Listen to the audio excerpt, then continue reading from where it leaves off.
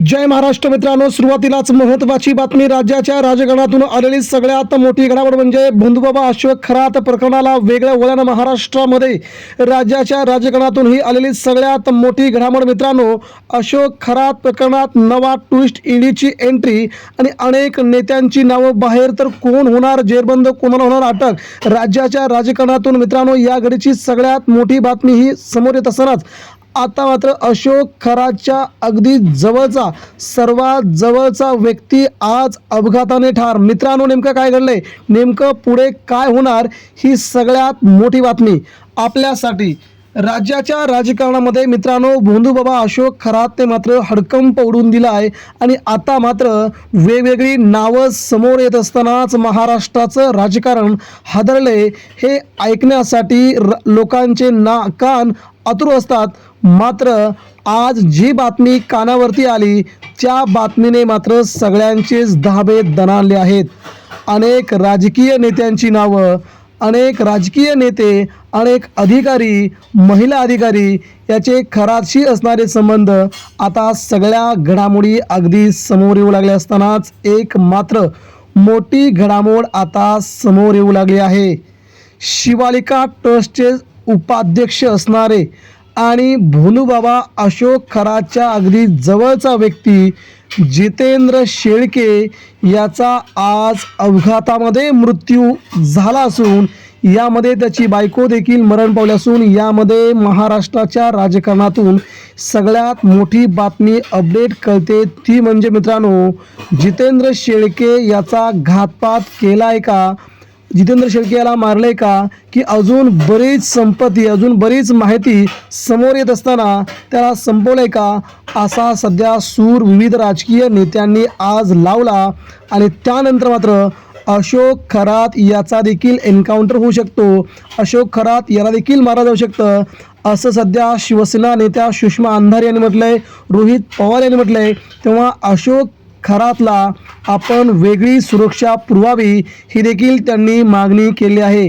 याचं महत्त्वाचं कारण देखील त्यांनी सांगितलंय. अजून अशोक खरात या प्रकरणातील अजून बरेच पुरावे, बरीच नावं अजून बाहेर यायची आहेत. तेव्हा ही नावं बाहेर येण्याच्या अगोदर त्यामुळे अशा प्रकारचे हे 50 नेते कोण आहेत ज्यांची नावं सध्या समोर येत आहेत आणि या प्रकरणाकडे वेगळंच राजकीय वळण लागताना दिसत आहे.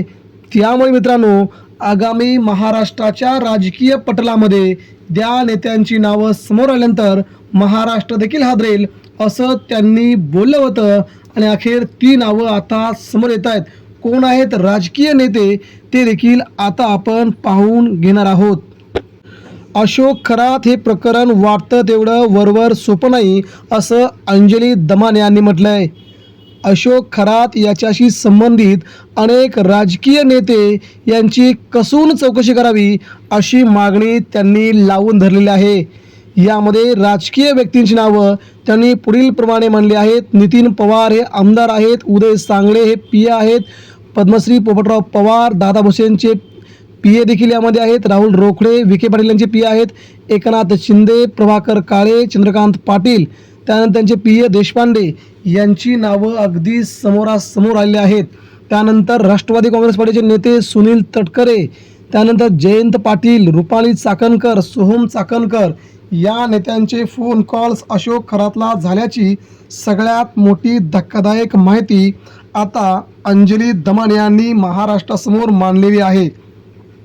त्यानंतर सरकारी अधिकारी यांची देखील यादी त्यांनी मांडली आहे.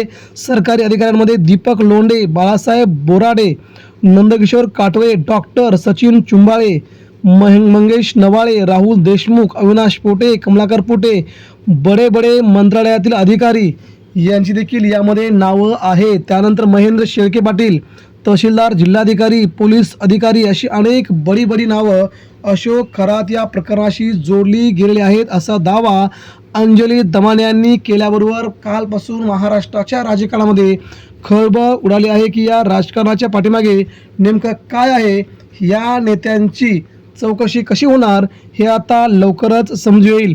मात्र मित्रांनो, शिवसेना नेत्या सुषमा अंधारे यांनी मात्र या सगळ्या नेत्यांची चौकशी व्हावी ही मागणी लावून धरली असून यामागे कोणत्या नेत्याचा हात आहे हे आता लवकरच सांगावं असं म्हटलंय. भाजप नेते विखे पाटील यांनी म्हटलंय की अशोक खरातच्या डोक्यावरती एका बड्या नेत्याचा हात असल्याशिवाय अशोक खरात एवढे कारनामे करू शकत नाही. मग तो बडा नेता कोण, भाजपला नेमकं काय सांगायचं आहे हे देखील आपल्याला आगामी काळात समजेलच. म्हणजे मित्रांनो, भारतीय जनता पार्टी कुणाला वळवण्याच्या परिस्थितीत आहे हे तुम्हाला समजेल.